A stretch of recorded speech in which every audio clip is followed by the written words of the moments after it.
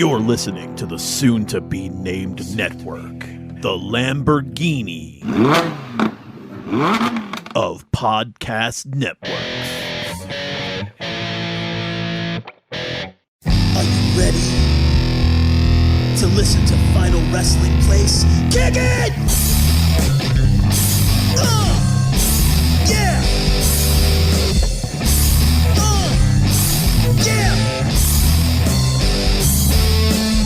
You wanna be in the good place, fool? You better be doing what you're supposed to do. Bad place, little boy. Good place, little man. Break it down. Final Wrestling Place. Final Wrestling Place.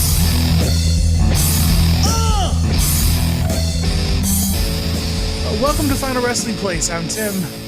Oh, I'm still Marcus. And, we're coming off of the heels of the deep dive look at, the history of a couple of things from Impact Wrestling, that being the main event Mafia and Joker Sting. And Marcus and I were, we were in the lab trying to figure out what we were going to talk about next. And so what we wanted to do, and I think we've agreed that this is what we're going to try to do. For the next couple of episodes, we want to take a look at wrestling top lists, like top 10 this list, top 20 this list, and see how good place or bad place these lists actually are compared to the topic that it's covering. I will say I definitely borrowed this idea from another podcast, not a wrestling podcast. So Loving Tribute. It's our new. Well, nobody would know that, but I'm citing my source because I'm a journalist. Maybe more on that later. So our first list, which is wild because you and I were talking about it even before the podcasts of the week started to come out, right? And it all started with a man by the name of Joe Rogan. Joe Rogan. Joe Rogan. Do you want to have some crack? Joe Rogan has a guest on his podcast for the week. Bad Terry. Bad Terry, and right off the top, this is in no way in any shape or form a ring endorsement of the Joe Rogan podcast, not for a single second, and especially not a ring endorsement of the individual that is Bad Terry Bollea. For the record, they can both go to H. I will say that I may or may not have did what Joe Sposto said shouldn't happen. I am an hour and a half in on the Bad Terry Joe Rogan podcast. It goes longer than an hour and a half? Brother, it is 3 hours, like Joe said on the podcast. That's so much time for lies. Terry talks about uppercutting a shark. What? Terry talked about uppercutting a shark. Oh, man. Terry talked about he got his timelines wrong with Brock Lesnar. He also got his timelines wrong with WCW to WrestleMania 18. Where he said before he came to WrestleMania 18, he had already reinvented himself as Hollywood Hogan for 10 years. Not quite. As Hollywood, holy smokes. Okay. So Hollywood's 96. WrestleMania 18 is 2002. That's 6 years. That's 6 years. He's rounding up from the half mark of the decade. Right. He's talking about how he used to wrestle Pride fighters That one again. Yeah. It's crazy. But I just wanted to listen to see how many bad Terry fibs I could hear out of this whole deal. Because the first one that came up was him talking about working at Wembley, brother, and then smelling death off of a kid. Oh my god! And like discovering Simon Cowell, bringing him to the United States. Now that clip I'm interested in watching again for journalistic integrity purposes. Without question. Respectfully. Not a Joe Rogan segment, by the way. No. Cheap plug for the soon to be named network Discord. That's right. I believe a lot of the discourse on this bad Terry lie can be found in the Grease section. I don't know why. Let me go double check just to confirm. I think it's absolutely in the Grease section. I want to confirm with my own two eyes. Again. What do you mean again? Again. Oh yeah, again. Oh yeah. So even before Joe and Adam did a number on Bad Terry on the podcast, Marcus and I had already decided we wanted to do Good Place, Bad Terry lies. And then the more we're listening to the podcasts and the more we're hearing the callers on the show, it only solidified that we were doing the right thing, brother. That's right. And it's what needed to be done. All the stars were aligning. And like, leave it to Final Wrestling Place to be the brevity in the weekend of suckitude that we've experienced with, like, you know, coming down from Terry, good Terry and Bray Wyatt. But so we found a list online from wrestlingnews.co. It is 25 of the biggest lies Hulk Hogan has ever told. Again, not a comprehensive list. Just 25. Just 25. Literally 25. And some of these we've talked about before. Some you may have heard on the network recently. But Marcus and I are going to go through this list of 25 bad Terry lies. And in order for this lie to make the good place, the plausible deniability of these lies possibly being true has to be high. Yeah. If it's an outright lie, this is 100% bad place. And what makes a lot of these lies scary is because they usually are centered around people who cannot refute the story. Like number 25. Tim, I'll get us started with number 25, where Hulk Hogan said he partied with John Belushi after WrestleMania 2. Now, immediately looking at this headline, I'm going to say it's bad place, right? But this is going to be a lot of mental gymnastics for me, bending the mind and being very fair and balanced in my Terry talk. How many times have you messed up siblings' names? Especially when they start with the same letter. Hey, John, Jim, Jacob. It could have been, I'm thankful he called him A. Belushi. It could have been John playing a rib on the Hulkster. Or Jim. That'd be a heck of a rib by John. Right. Like, I'm back from the dead, brother. So don't tell anybody. If we're calling spades a spades and we're leaving it with the letter of the law that Bad Terry said it, this is bad place. But I think this might just be a slip of the tongue that's being held accountable to him in the court of public opinion. But would you really want to be able to brag about hanging out with Jim Belushi in 1986?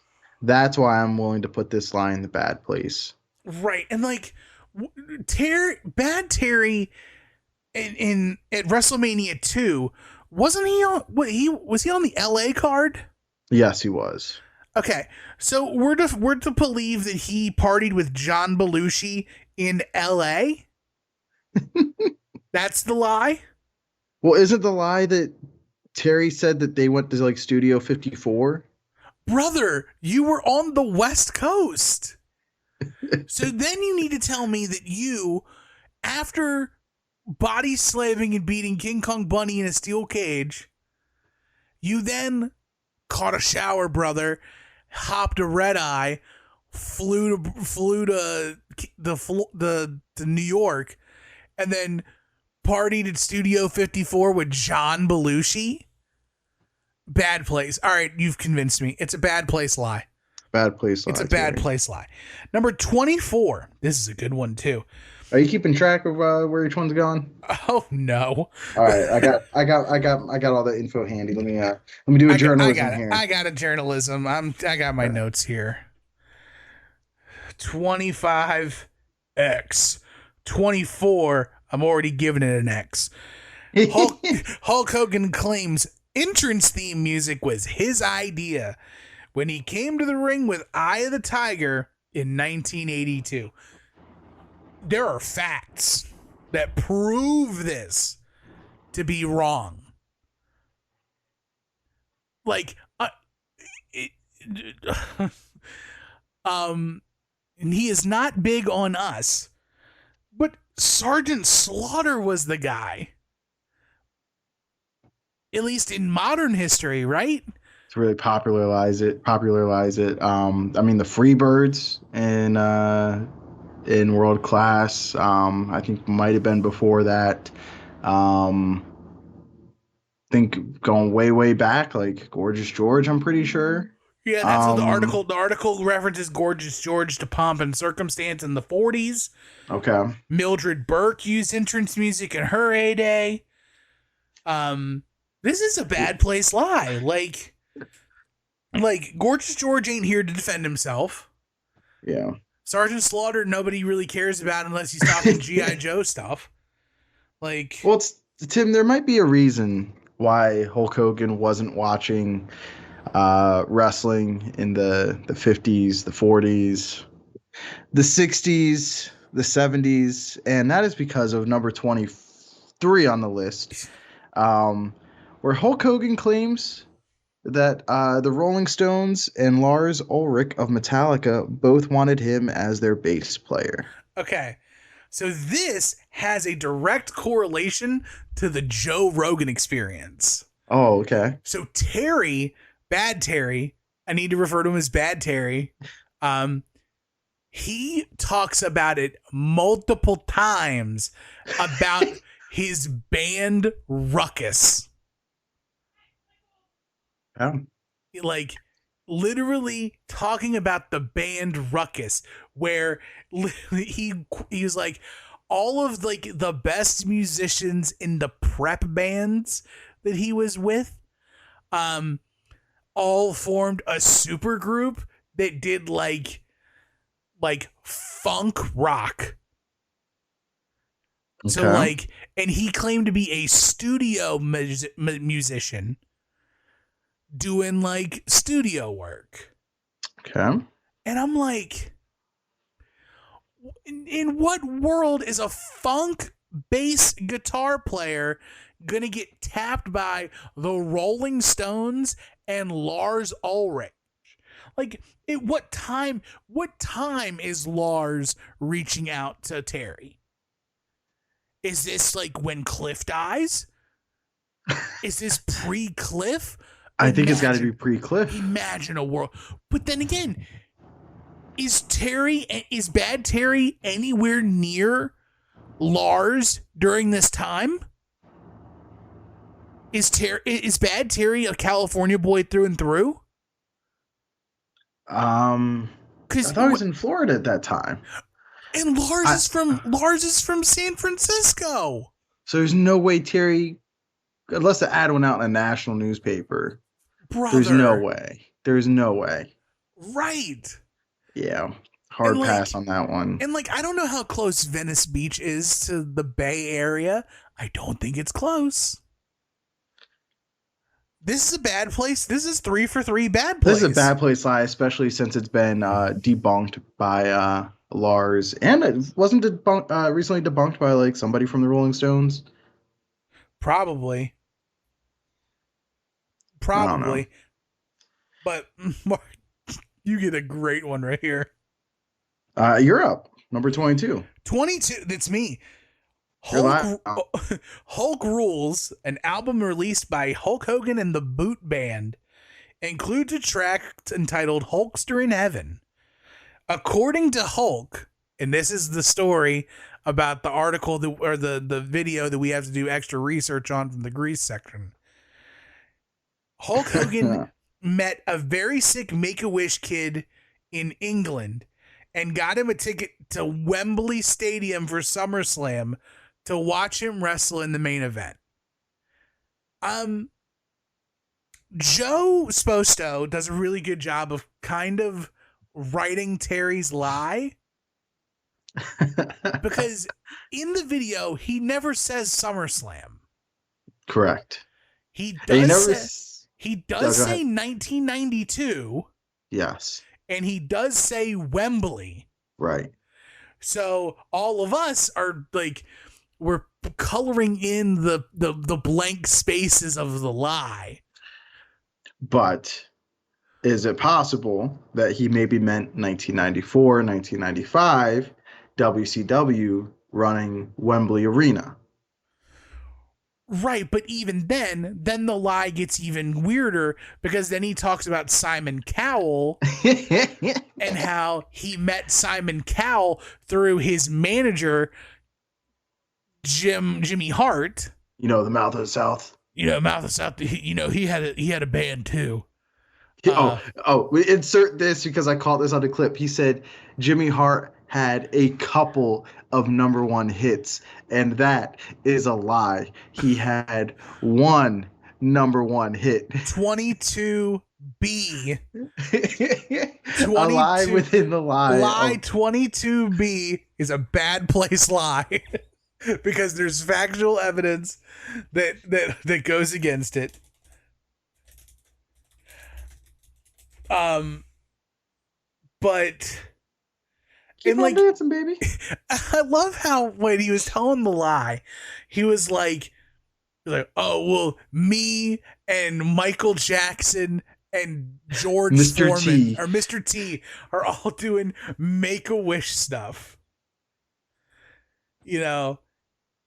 It's insane to me. It's just insane. It has to be he's talking about Wembley Stadium. Do you think Mother Teresa was sick that day? That's why he didn't name drop her too. Yeah, brother. So how I'm leaning into like Joe trying to explain this away. Like, Bad Terry is 70 years old.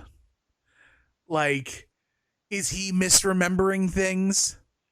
Or has the reputation of Bad Terry, notorious public lie teller, has it gotten him in trouble again?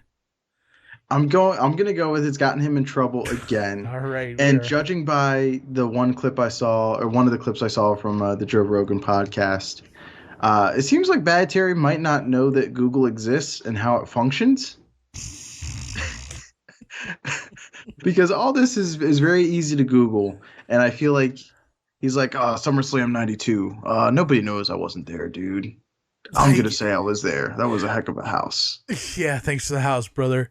Yeah, it's just insane. We're up to number 21 now. 21. Hulk Hogan claims he is the wrestler responsible for the WWF first selling merchandise, and he had to talk Vince McMahon. He had to talk Vince McMahon into doing it. Uh-huh. Uh-huh. Yeah. I'm pretty sure that WWF Magazine, Victory Magazine, WWF Magazine, pretty sure that was a thing before Hulkamania. Um, I mean, I'm trying to think what a merchandise. I feel like WWF and Vince were always ahead of the curve on that. Um, I don't think there's any way that Hulk Hogan.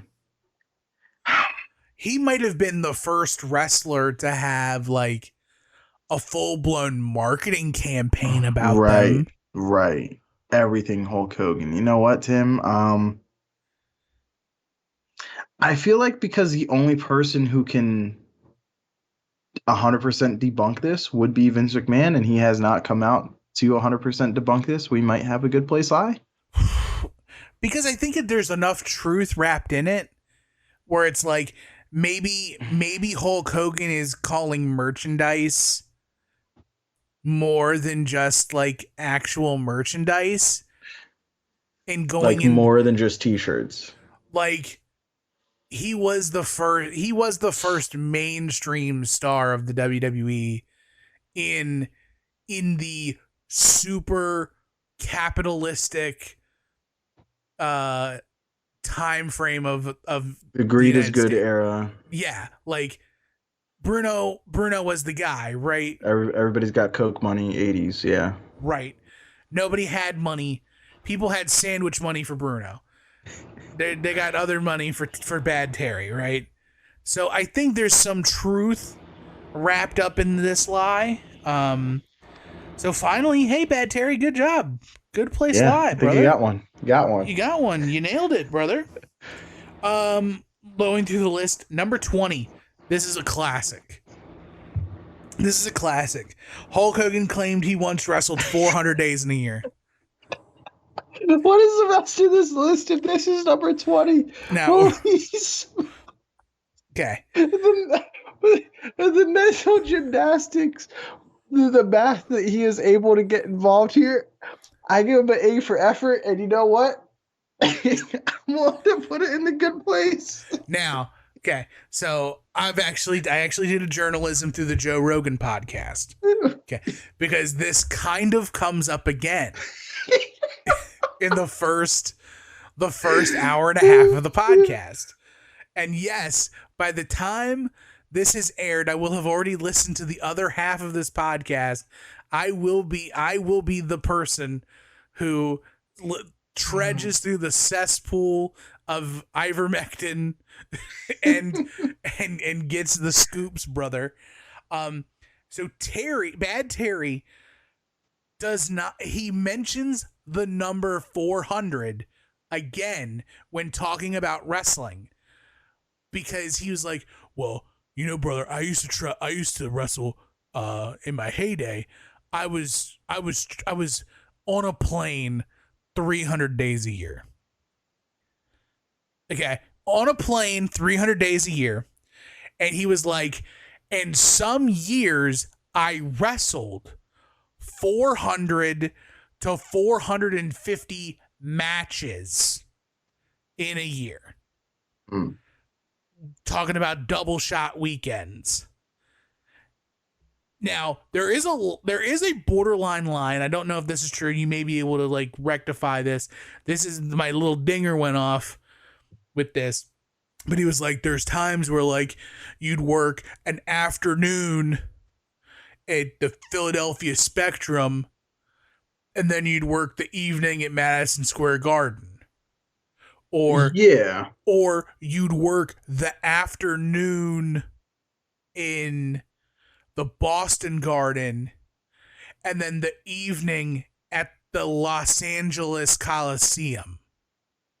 I don't know about all that catching a flight. I mean, I guess the math could work. I'd have to dig into history of WWE, see if that happened.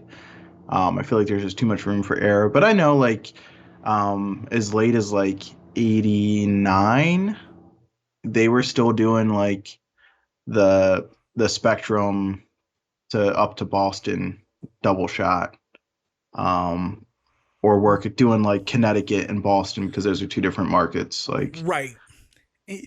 So to get back to this lie, I think this is a good place lie for two reasons. One, he could have very easily meant dates instead of days, Okay. counting 400 matches in a year, Okay. which is plausible. Absolutely. But also, the first paragraph of the lie makes it so comical. Apparently, this was made possible because he traveled so frequently between the United States and Japan that the international timeline made this possible. So even then, okay? So now I'm thinking this might be a bad place lie. Because when Terry's working double shots for the WWF, he's not going to Japan. His double shots are in the States.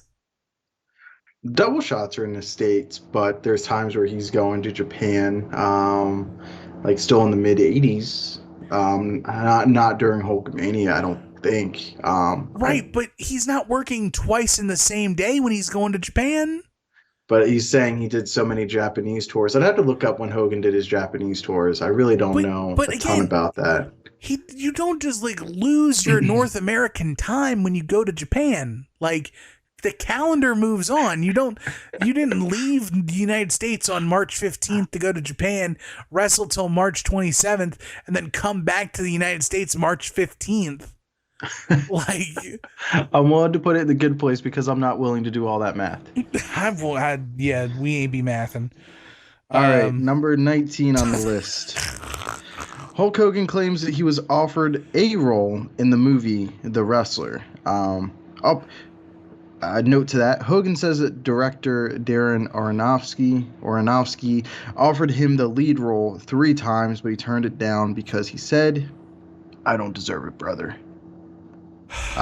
The director has come out and denied that Hogan was ever in consideration for the role.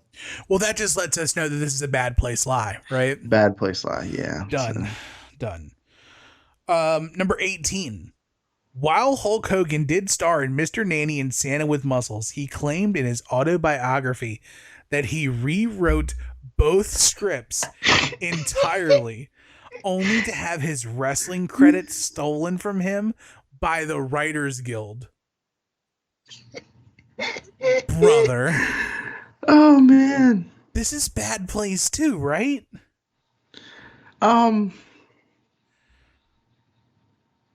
Yeah, like, even in like the real world, if Terry rewrote these scripts, they're bad. Now, is he talking about rewriting just his scripts / doing it live, brother? We're calling it in the ring, dude. Because I could totally see Wrestler Brain coming in and being like, "Nah, red lights on, gotta do it in one take. Call it out there." Right, but that is not the same as rewriting a script. For him to say that he rewrote the scripts and then his writing credits were stolen from him by the screen, like the Writers Guild. There's people like that do it professionally, and it takes them like weeks, months, years, if not like years, to write scripts. And he's claimed to do it within the course of shooting a movie overnight twice. Bad place. It's got to be bad place, just based off of possibility. Number 17, Hulk Hogan claimed on an episode of Hogan Knows Best, Dude, that the reason why he didn't get the offer for the George Foreman grill was because he was out picking up the kids, Nasty Nick and Lil Brooktini from school. Right. So this is one of my favorite bad Terry stories. Because you know how the story goes, right? Oh, yeah. Where he gets a phone call from his agent, and his agent happens to be the same agent as George Foreman. And they come to Terry first and say, "Hey, you got the offer here of a pasta maker or a grill.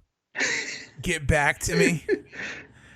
And then the agent calls George Foreman and offers the same thing. And George takes the grill, and then Hulk calls back and goes, "Hey, I want the grill." And he's like, "Oh, George took the grill. You've got the pasta maker." And that's when we get Pasta Mania. I love that there are 2 incarnations of this lie. There's a second one? Well, yeah, because the second one is this one, the one that you said that's on here. But there's also the other one that, I've heard the story that his agent made the choice, and he was like, "Oh, I'm not really sure," and so his agent was just like, we'll give George the grill, and you take the pasta maker, and the pasta maker is going to be so much bigger because of all the Italian Americans and pastas being a really big deal, and that's going to be the bigger hit. So I've heard 2 incarnations of this lie. And if you've heard either one or a different incarnation of any lie that we've talked about, go ahead and let us know. You can do so on Twitter at tmshows. That's right. Or you not, can do not so. TNM Sports. Not TNM Sports yet. Or you can also do it on the Discord. soon-to-be-named network Discord, which I don't know, give somebody $10 or something. I don't know. It's $5, I think. $5. You can give us $10 and Give us $10. Not the tool man on Venmo. You can send it to me and I'll give it to you. Don't worry. Number 16 is a doozy. This is an all timer, and this is number 16 on the list. Bad Terry claims to be the first to slam Andre the Giant. Lie 1. Andre weighed 600 pounds when he slammed him. That might be true. And Andre died a few days after the slam. Now, there's another part of the lie where he ruptured 4 discs in his back. Remember that part of the lie too? This is the goodest good place lie there ever was, right? Like it lives like this goes on the Mount Rushmore of Bad Terry lies, right? Goes into the good place just because of the sheer ridiculousness. I'm the first one to slam Hulk. I'm first one to slam Andre when there is proof that like Tony Atlas has done it and Jim Duggan has done it. Harley Race, Kamala, Antonio Inoki. I was gonna say Territory Inoki did it. Days. That's what the thing says. Yep. And like, so strike 1, and that Andre died after WrestleMania 3. Just a few days later, brother. Right. Like 1, 2, skip a few, 99, 100, right? Also, the fact that like he was programmed against him for like all of 1988 doing house shows, like up through the summer, like this Hogan was working Andre until like he's off or whatever. There's like multiple people who work Andre in the WWF after Bad Terry slams him and kills him. Oh, savage. Now here's this is the good intermission part. Ready? Terry can get away with these lies if people don't Google stuff, which he doesn't know exists. Because the other people that are on this list, they're all dead. Savage can't refute the lie. Warrior can't refute the lie. Antonio Inoki can't refute the lie. Kamala can't refute the lie. Harley Race can't refute the lie. There's just Jerry the Stupid King Lawler. And you're going to take his word for it? Depends. What am I asking him?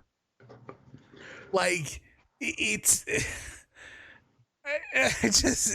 goes into the good place. Sheer ridiculous. Yes. Sheer ridiculousness of this lie. So that was our halfway point. Oh, this is a good one too. This is a good one. So the audio of this one might be my favorite of like all the audible clips of Hogan lies. Was this on the Dark Side of the Ring? I think so. I haven't seen the Dark Side of the Ring in a long time, but I saw the clip on Twitter and I thought it was wonderful. So number 15, Hulk Hogan said he sat next to Kerry Von Erich on a flight to Japan. 72, and the page just reloaded in front of me. 72 72 hours before Kerry killed himself. Again, so Bad Terry is literally sitting next to Kerry singing, "Why don't you step back from that ledge, my friend?" on a ride to Japan before 1 foot Kerry starts the curse or continues the curse of the Kerry Von Erich of the Von Erich family. So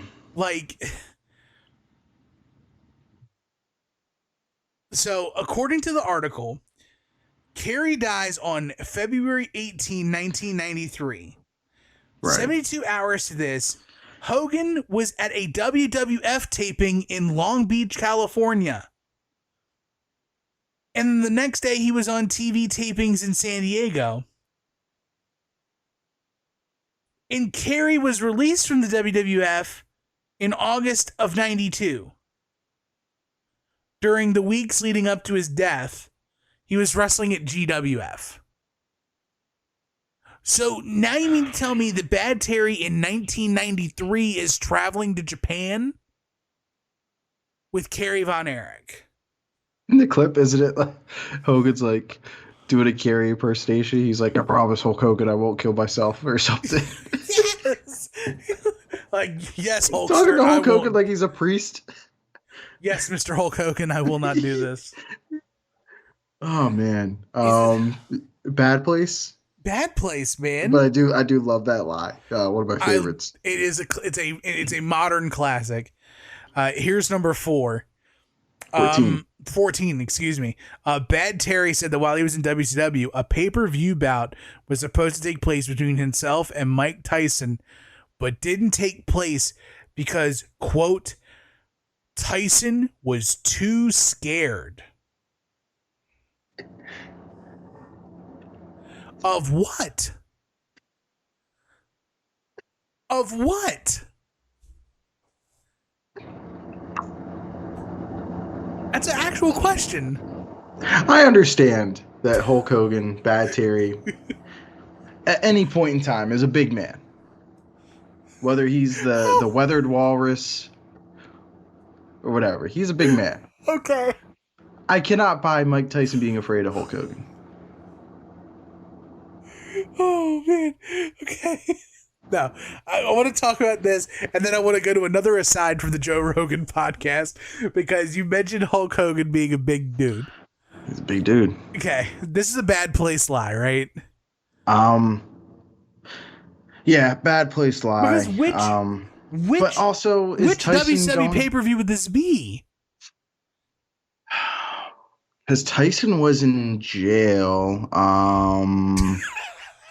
Hogan goes into WCW in 94. When was Mike Tyson in jail? Mid-90s. I think he was in there up till 97.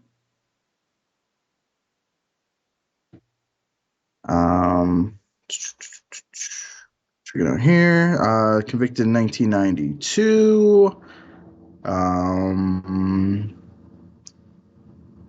Let's see. He is in jail. Released in 1995. So yeah. He was sentenced for 6 years in 92. And So he he's got in early jail from release 92 in to 95. Okay. So Bad Terry is wrestling in WCW between 94, starting in 94. Right. Mike Tyson is in jail. Okay. So you mean to tell me that during the time period of the dark side of Hulkamania,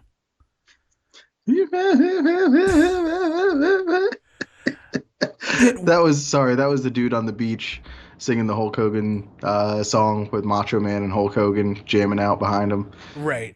So, it's my favorite thing. Oh gosh. So during this time period, it had to have been either very early NWO, but even then, Tyson is with WWE January of 98. Yeah. The article says WCW in 97. But why would Mike Tyson be afraid of Bad Terry? Bad place. So, Yeah. An aside really quick to the Joe Rogan Experience. So, Bad Terry's talking about himself. And he talks about how when he was his biggest, he was 6'7". And his mom wait. His mom with his lifts in? His mom was big on marking heights on the door frame. So like anyone, according to Bad Terry, anytime anyone came over to the house, Hogan's mom would mark their height on the door. Okay. The lie gets better. Okay. So Bad Terry says he was 6'7", right? Apparently, Bad Terry has had 10 back surgeries. All right. Which has now shrunk him to 6'4". And apparently his entire spine is fused. He literally asked him the back surgeries he's had, and they said, what discs do you have fused together? And he says all of them. Spinal. That's his response. Spinal. I'm gonna do us a service to the Soon to Be Named Network at some point. I'm gonna listen through the Joe Rogan podcast and clip out some of these stories for us, because it's just really great. All right, number 13. Bad Terry said he used to fight pride fighters in the 1970s. It didn't even exist. Not up for discussion. That's a bad place lie. He might have fought now. Here. Wait a second now. Wait just a minute. Okay. He might have fought pride fighters in the 70s, but he could only name them pride fighters because he knew they fought in pride, but he didn't fight them when they were in pride. And he has said that, he was doing UFC stuff before UFC. I was doing UFC in Japan. So yeah, it's a bad place lie. This is not happening. Okay. I was trying to give him a little benefit of the doubt. Could you imagine like Bad Terry trying to do like some jiu-jitsu? Yeah, go watch any Japanese tapes of Hogan doing like spinning toe holds and side headlocks and arm bars. It's gross. Number 12. What's number 12? Number 12. Bad Terry claims while defending the WWF Championship in Japan, challenger Tatsumi Fujinami shot on him and tried to steal the title. I've not heard this one. This is a new one to me. Okay. While Hogan didn't have a match with Fujinami, no such incident of trying to shoot on Hogan took place. If it did happen, Hogan no doubt could have used his skills he learned from the time he allegedly fought in Pride in the 70s to protect himself. Hogan has also made a claim that Antonio Inoki almost died in 1983 during a match, and Hogan brought him back to life with CPR. This article tells two lies in one lie. All right, if we're just ranking number 12, I'm going to put it in the good place because I don't know if Fujinami tried to shoot on him or not, try to take the belt. I don't know. Was Hogan champion when the match happened? Because now I got to do a journalism to see if Hogan was even champion when that match happened. But the Hogan giving Mr. Inoki CPR to bring him back to life, that's also a new story. Oh boy.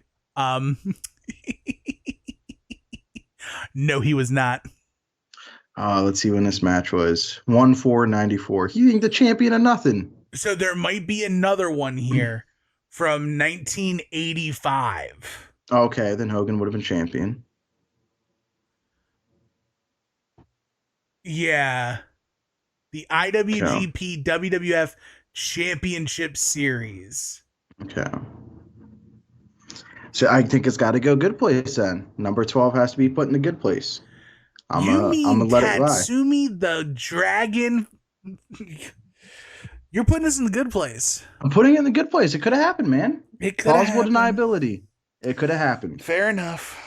Now the lie within the lie that the article also sneaks in there, that's not fair. We're just talking about number 12. And then there's another lie that he said that Hogan had to flee the country to get away from the Yakuza. But he was able to go back to Japan numerous times after that. For 400 days. Sure. Number 11. Terry claimed wanted to turn heel in 1990 after losing to the Ultimate Warrior, which would have been WrestleMania 6, but Mr. McMahon vetoed the idea. So this might be good place. All right, let's talk about it. What else was there for Bad Terry to do in the World Wrestling Federation in the 90s? This was supposed to be his torch handoff. Mm-hmm. He was making Warrior as the next Hulkamania brother. And looking at the roster, the major fault with 1990 WWF is there's not a true 1A heel at the top of the roster. I think the best heel you have is probably Mr. Perfect, Rick Rude, the Canadian Earthquake, and it's like a steep drop off from there. And even then, no offense to those men, Macho Man, of course, but Macho Man had already run his title program. Right.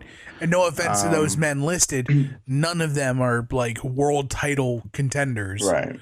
Like DiBiase he'd already run DiBiase dry. Right. Like, this is intense. It's possible. I'm willing to go that. See, okay. The lie is he claimed that he wanted to turn heel, but it's possible that he pitched turning heel. Yes. And Vince said absolutely not. Yes.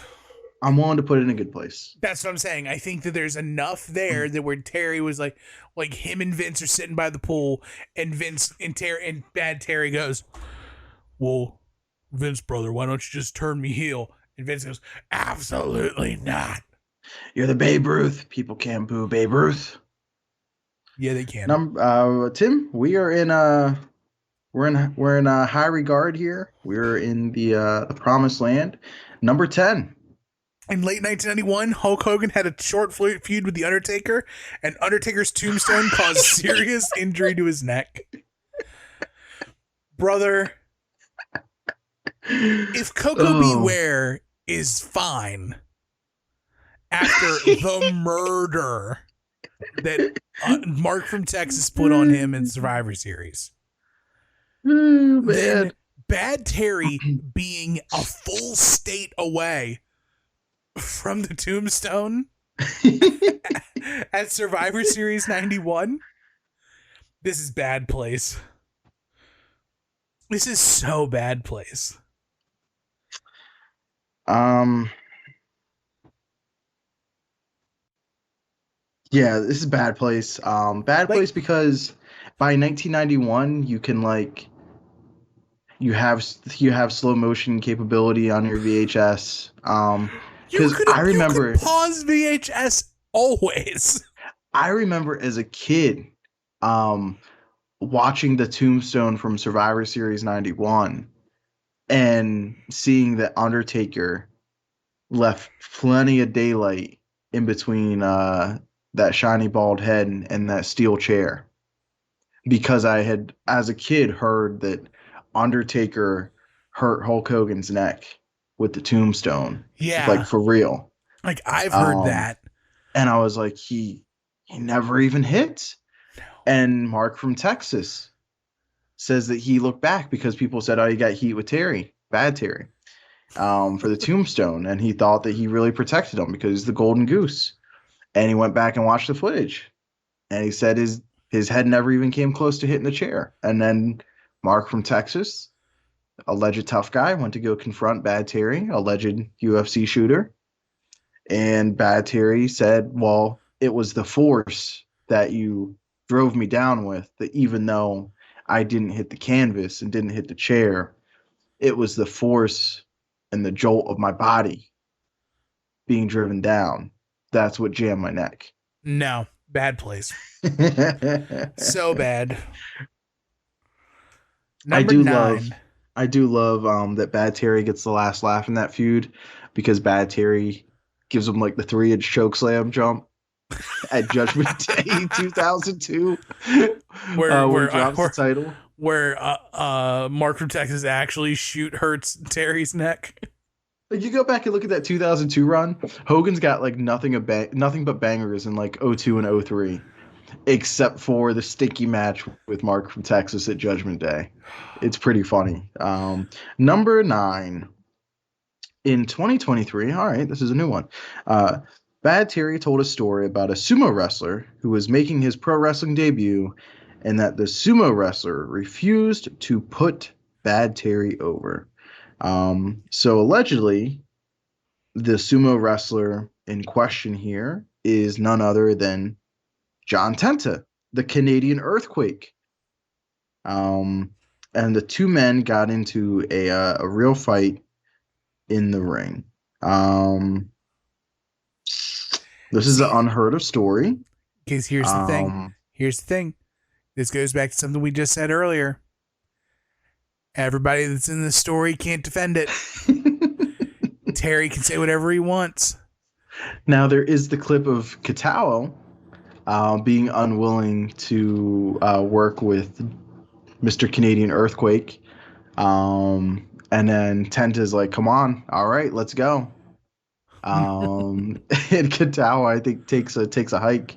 Oh, yeah. That's a great clip. But there's no way that's Bad Terry. There's also no way that Bad Terry could hold up his end of the bargain in a fight with like 23-year-old John Tenta. Right, like shoot young old man John Tenta. Yeah. Right. This is a bad place lie, right? Like, it's yeah, not even a good place. lie. It's not even a fun lie. It's not even a good lie. No. It's not even a fun lie. Here's a good one. Number 8. Bad Terry claims that him and Vince McMahon were offered to buy WCW, or excuse me, to buy UFC as partners, but they turned it down. What? You mean Vince McMahon, the man who started the XFL and the WBF, would turn down the UFC if offered to him? Like, that's the part of the lie that I don't believe. That they turned down the offer?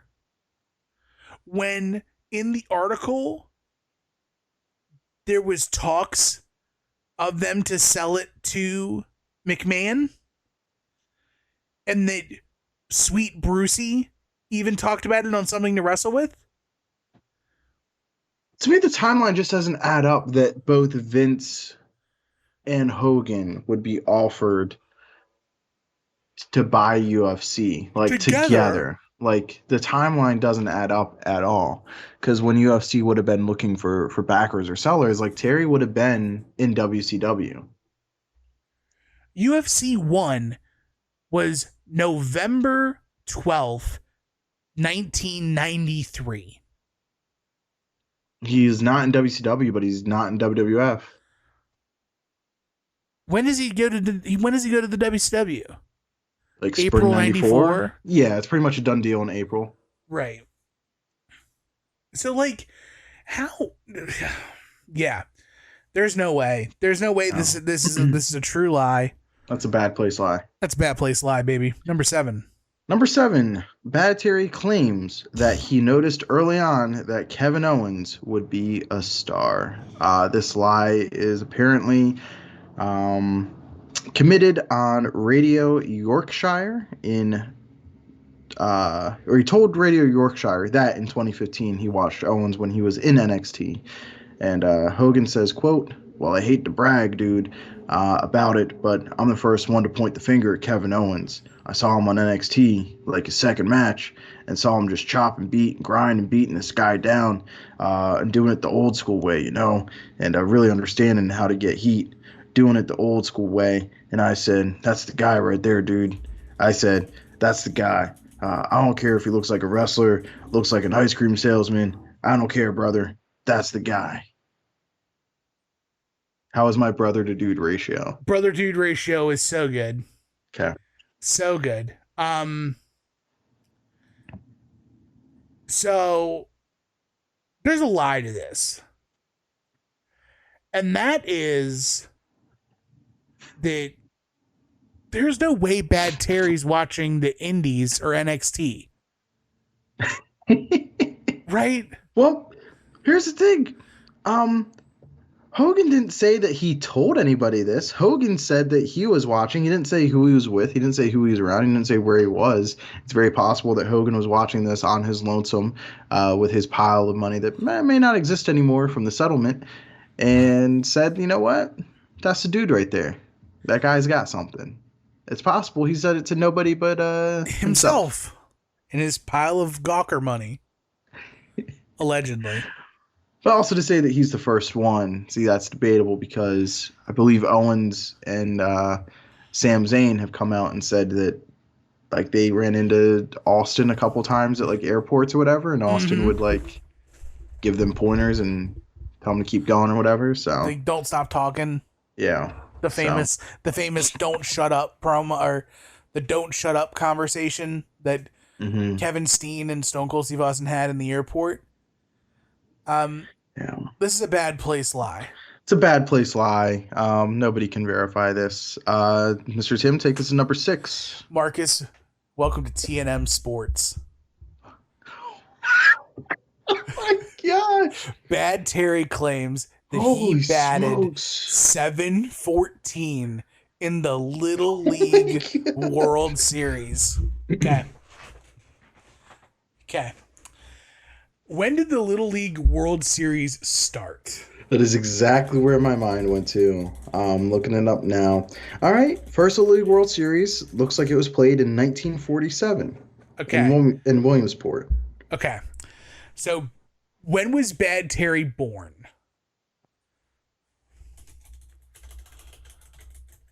I'm going to guess he's born like 52, 53? I'm looking right now. 53. August 11th, 1953.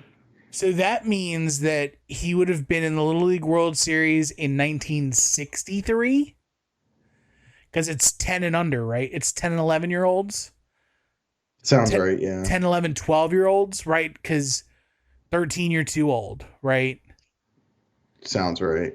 So between 1963 and 1965, Bad Terry is hitting 714 in the Little League World Series. Now, not for me to maybe give him some truth to this, but I'm taking a look at the stat lines of the Little League World Series from 2010.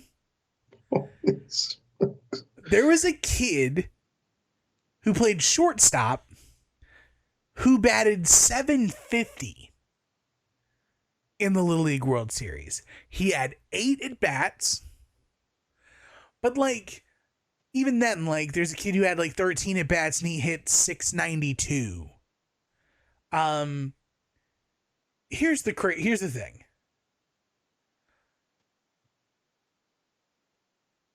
For him to hit 714, like,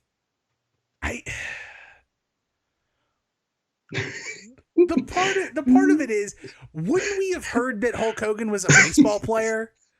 Wouldn't we have heard about this at all? Like, you think Bad Terry's a righty or lefty? Brother, what is he telling people, or what is he? Because I think he's a natural right-handed hitter, but he was like, oh, I was the first person to hit switch, brother.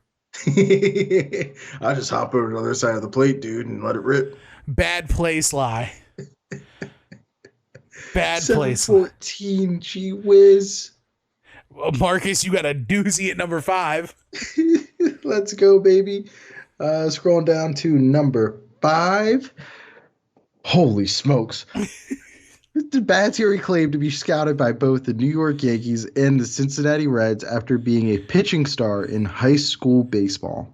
And here is where the Bad Terry school of lies is dangerous, because now he is literally stealing the life of Randy Savage and claiming it as his own. Yeah, Savage. I believe it was a catcher. He might have probably pitched too. I feel like if you're a good athlete, you're like really good at baseball, you end up pitching in high school.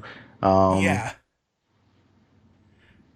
There is it possible that somebody was at a scout was at a game or a series of games to scout somebody on the team that Hogan was pitching in that game? It's possible. But were they there specifically to see Bad Terry? No way. Right. Like this. No. No. I've never heard a single thing about Bad Terry's life in which he used to play baseball. I'm the original Shohei Ohtani dude. I was batting 714. What do you think his ERA was at? Oh, sub 1. Sub 1. He's got to be a freak, right? He's got to be a freak. What do you think his pitch mix is? He's probably got. I invented the slurve, brother. He was probably 4-seam fastball, change up. Definitely. Curve. Mm-hmm. And I bet you he like. What's the earliest count of the knuckleball? You think he's a knuckleballer? Well, you got to think like a liar in order to create the story of Bad Terry. See, I was thinking he invented like the split finger.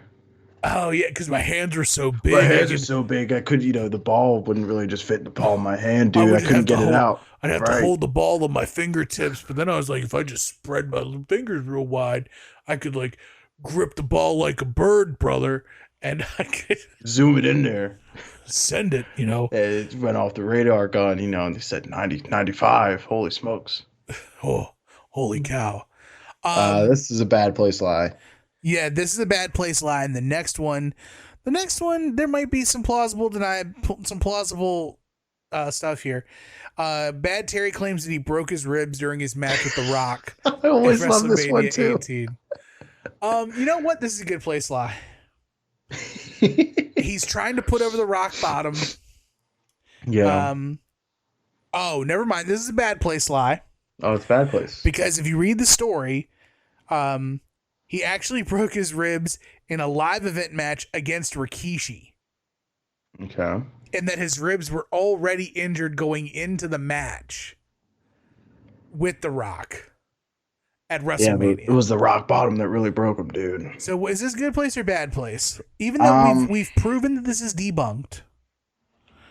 This is bad play. This is a lie. I feel like it's a good place lie. It just adds a little bit. It's like a little bit of extra sprinkle on top of the whipped cream that is the Sunday of the Rock and Bad Terry WrestleMania 18 match. So before we get to the last three, there's another story from the Joe Rogan Experience that I want to talk about, and this may be where we get young Ed into the conversation.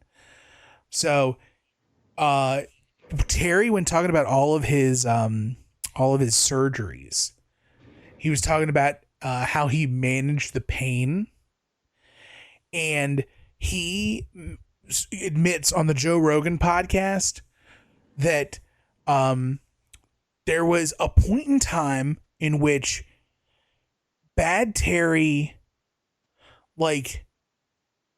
fainted in his house, and that the EMTs came to his house and then injected him with fentanyl. Holy smokes. Oh my gosh. And apparently Bad Terry was taking fentanyl for the pain. And then he tried to quit fentanyl cold turkey in a week and a half.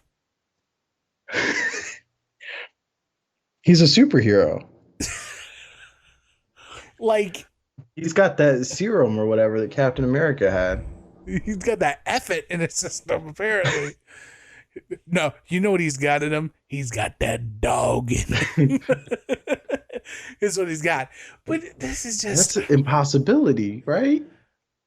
Like, do EMTs just, when first coming to a person, say, hey, what's your pain? Here's some fentanyl. Here's the strongest thing that we have on the face of the earth. With Borderline street legal. With no room for error. Yeah. Yes. Like, here's some fentanyl, brother. Like, insanity. The lies that Terry tells is without question. We're down to the final three. All right. Big man, what you got? Bad Terry claimed that the NWO was originally his idea, and his NWO would have included the Booty Man brother and the Nasty Boys. This whole thing sucks. Whole thing sucks. Again, I'm willing to believe that his version of the NWO, well, if I'm going to turn heel, dude, I got to have my guys with me. Booty Man and Nasty Boys. Nasty Knobs. Nasty Dobbs. I can believe that. Excuse I cannot me, believe Jerry and Ricky Skaggs or Scruggs. The Scruggs brothers. Snugs.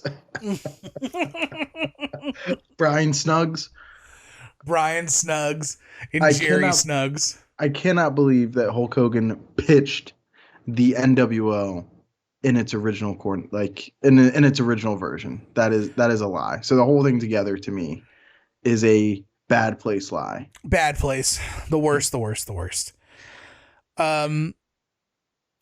So number 2, Bad Terry claims that Elvis Presley was a big fan of his. What? Whoa.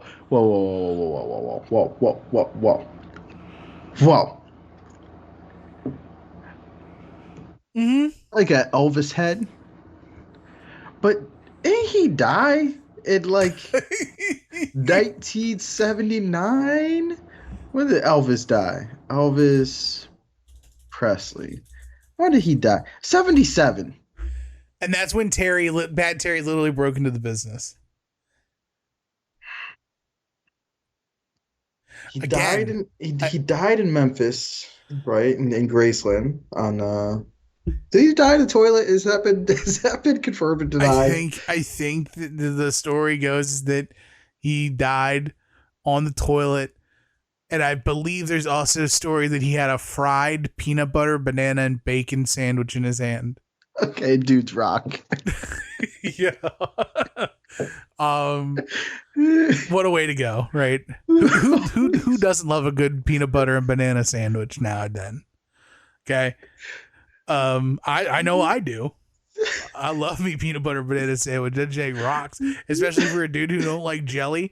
Like, put some banana. So I'm taking this to the grave. Yes, sir. Easy way, hard way. I'm going, brother. And Hogan broke in Florida, right? So, yeah, this is again. If you don't think that Google's a thing, this is kind of one of those things that you could tell them like in a passing by, like, oh yeah, Elvis was a big Hulkamaniac, dude.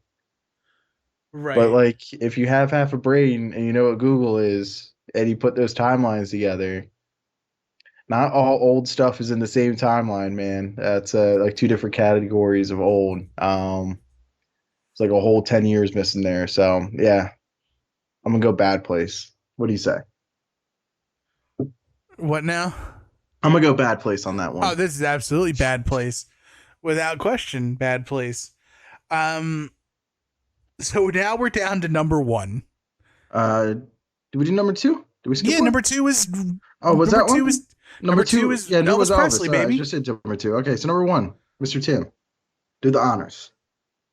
In 1991, Bad Terry appeared on the Arsenio Hall show and claimed he was not a regular steroid user. Oh boy. Okay. This was the company line at the time. However, Terry literally runs this back on the stand while the steroid trial is happening for Vince McMahon. Literally lies to Arsenio, but tells the truth to the Supreme Court.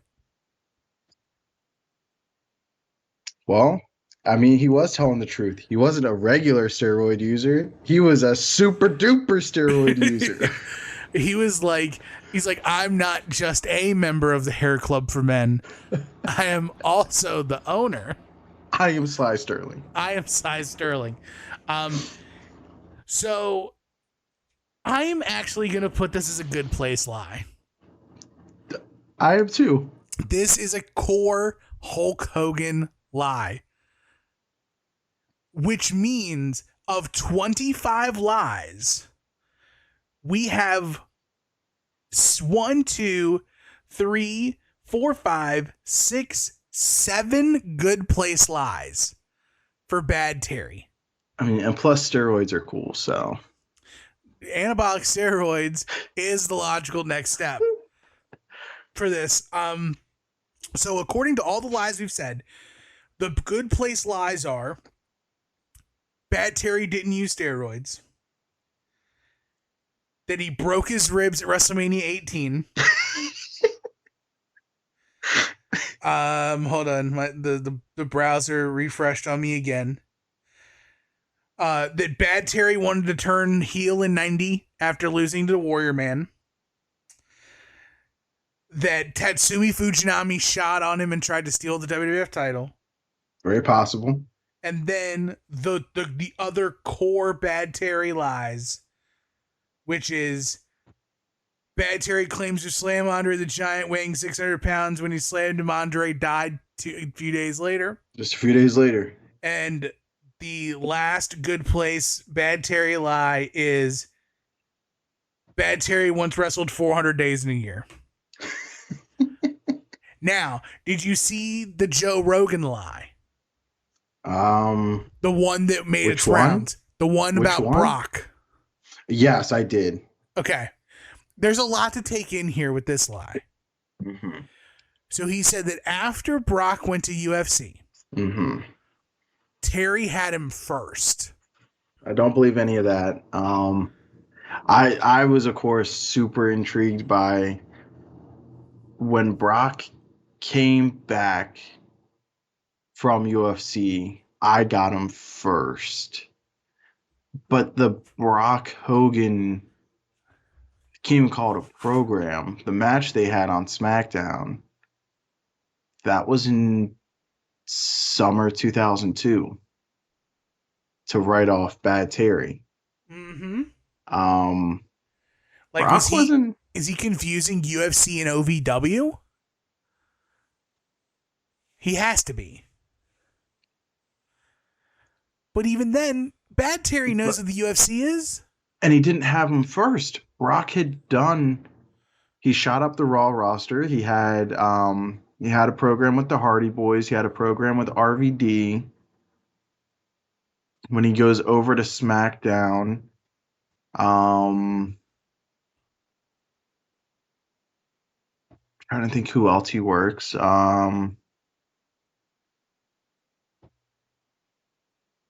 He's got the match with Rock. So at no point there does Brock just have like a program with Hogan coming back from anything. Right. Like I just don't know. You know, it's a bad lie. Like, in order for this to be true, then Hogan would have had to be, because at first I thought he was talking about the like settle down grandpa or whatever Brock said to him on that Raw. Right. But then he's talking about like actually working Brock and being the one to work him. I'm like, okay, then no, we're in multiple different timelines here and none of them add up. We're in every timeline. Yeah. So that one's a bad place lie. Yes. Let us know what your favorite lies are in the world of what your favorite lies are in the world of Bad Terry. Let us know at tmshows on Twitter. Let us know in the Discord. Just hit us up, man. We're enjoying this. Marcus, did anything rock this week for you? Oh man. Yeah, the thing that rocked this week for me was Eddie Kingston. Um, Eddie Kingston just swatting a microphone away from Miss Renee. That like real life conflict and tension there. Or it felt real. And just like being able to like weave in and interchange like the real life elements of Miss Renee being married to Mox and Kingston and Mox like storyline, like being best friends and like always being there for each other, for the ups and downs and like all the dynamics there. Like when Kingston like slaps that microphone away from Miss Renee, it's like, that's your husband. Like, I'm gonna fix it. And then like the Chuck Taylor just like giving Miss Renee like a there like on the way out. Right. That 90-second segment that rocked for me this week. That made me really enjoy wrestling. What about for you? I don't know if we talked about this last week, but leave it to me to always talk about something. Let me know. Did we talk about this? Cash Wheeler getting arrested. Yeah, we already talked about that. We did. Okay. Because to me, that story still rocks. I mean, I agree with you on the Eddie Kingston Miss Renee thing. That stuff absolutely rocks. Other than that, it's really hard to find stuff that rocks this week. Yeah, tough week. Tough week of stuff that rocks. In the world of wrestling, at least. So yeah, man. We're not gonna do a pre-cap of All In. Yeah, we kind of did a soft one last week. Yeah, but we are gonna do Viewer's Choice. We have done Viewer's Choice. If you're hearing this, check out Viewer's Choice over on the North-South Connection, where we break this down, give you the must-watch, must-skip, and who the MVP of the night is. Offhand, what do you think the match of the night's gonna be? Stadium Stampede. Yeah, that's tough. Okay, stop cheating. Pick a real match. The Sting and Darby versus Christian and Swerve tag match. The his signature coffin match. Yes, his signature coffin match. You want me to pick another real match? No, that works. That works Okay. for me. That works for me. Actually, I do have something else that rocked this week. Okay. Yo, Billy Gunn coming out and cutting a promo of his life. Yes, I mean talking again about the dual and tri personalities in incarnations. You have Mr. A, you have Daddy A, but in London we're getting Bad A. The only way this could be better is if AEW institutes the King of the Ring and we get King A. Yes. But I'm excited. I think this 6-man tag is going to be awesome. Yeah, I think so too. Yeah, I think the 6-man tag is going to be the match that rocks for that. Did you buy anything this week?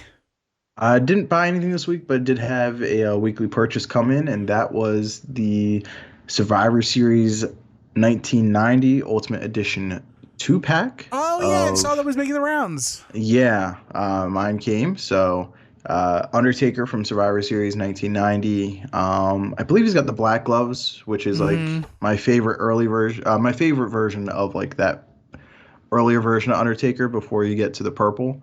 I prefer the black gloves, and then Gobbledygooker, and he comes with in a separate piece of the packaging is the egg. The egg gets its own like cardboard insertion. And then there is the real highlight for me is in between each fig, there is a piece of cardboard, and it's used for figure photography. And on one end, it looks just like a crowd when you put both of them together. But when you flip them over, you actually have the brick backdrop of the Survivor Series 90 promo shots of all the teams. So you can do fig photography of Survivor Series 90 with that background. And that's super cool. That's really cool. But yeah, man, that was it for me. Again, trying to take it light. Gonna have a big purchase with NBA 2K before the end of the month, and yeah, just still trying to recover from all the bootlegs bought this summer. So, anything for you? No, I'm holding up on. We're gonna have the move, not our move, but the people, our roommates. We're downsizing the number of people in the home, which means their furniture and stuff is going to go away. So a lot of the money that I would have put to expenditures is going to go into buying fixtures for the home. So like furniture and televisions and things like that. Fill in the space. Fill in spaces, brother. It's going to suck. I hate it. I already hate everything. But it's going to be fun. I'm very excited about it. Me and the wife are going to have the home, and it's going to be good. I'm excited. Always feels, I don't know. I think it feels best when you can, you pick it out and it's yours. Yeah. Whether it's secondhand, whether it's, first time buying it, like you being the person to be like, this is what I'm choosing. Right. For sure. Do you have anything to plug? What is Mr. Pig's gonna be at VCW next weekend for September 2nd back at Hampton High, teaming with Erica Lee for the first time in that promotion. Gummy Boar is going to debut, taking on the reformed NRG of Logan Easton Larue and Mr. Hype Rockwell / The Reason. For the VCW tag team titles, Mr. Pig trying to become Double Champ Jones. Jones. Yeah, a belt for top of the Power Gut and bottom of the Power Gut. Let's go. Right. And just for those of us who know, Mr. Effin and Bean will also be there. Oh yeah. So we might be blessed with a good Mr. Effin and Bean story, if we're lucky. But that's gonna be fun. I'm excited about that. Nothing else to plug? That's it for me. Soon to be named network.com and soon to be named network.tumblr.com is your home for this and so many other podcasts, including, but not limited to, our wrestling offerings of At Odds with Wrestling with Joe and Adam, and We Need Wrestling with DJ and Brett. At STBN Network is your spot on Twitter to hear all of that. A huge shout out to our official third man, DeWicki, the Sneaker Dean Shoozy, the Jingle Meister himself, who you hear at the beginning of every episode of ours. We appreciate him and love him very much. If you aren't already in the Discord, let us know. Subscribe to the At Odds Patreon or the Longbox Heroes Patreon. Get in there. It is a fun time had by most. It is definitely fun.